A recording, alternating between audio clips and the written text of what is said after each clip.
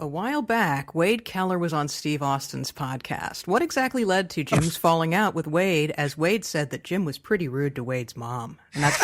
And that's from Ted. Thanks, Ted. Well, Wade Keller is another guy like the fat guy in Pittsburgh that lived in his mommy's basement, and every time that they would run their dick liquor over their typewriter and tell lies about people, and they got phone calls about it, they wouldn't come to the phone. They would make their mommy say, no, he's not here, he's asleep, or he's in bed, or he's hiding in the bathroom, or whatever. And so I would have to tell their mother to pass along this message to what I thought about that particular asshole. Wade Keller and I have actually, I don't know that we've ever met in person, but we had a relationship over the phone for years where I would do interviews with him if he wanted me to. And I even actually did business with him in Knoxville and Smoky Mountain Wrestling, where we put our SMW merchandise catalog in the middle of the Pro Wrestling Torch, and they sent it out, and I paid him for that privilege.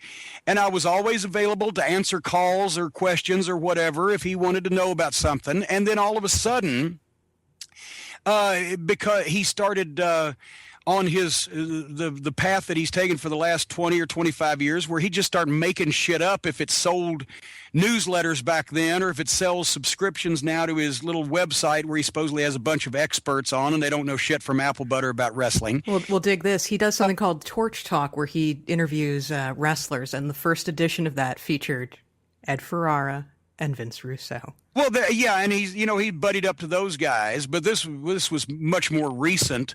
But our falling out was because he started crusading against me for whatever reason, this and that and the other thing. Well, Jim Cornette did this and Jim Cornette did that, because he has a real a strict sense of right or wrong. And generally anything that makes him money and gets him attention is right, and anything that doesn't is wrong. And even Dave Meltzer one time told me that he talked to Wade and he said, that story you wrote wasn't true, and it would have been easy to check it out. You didn't have to talk to Cornette. You could talk to somebody else. And Wade said, well, it was a good story.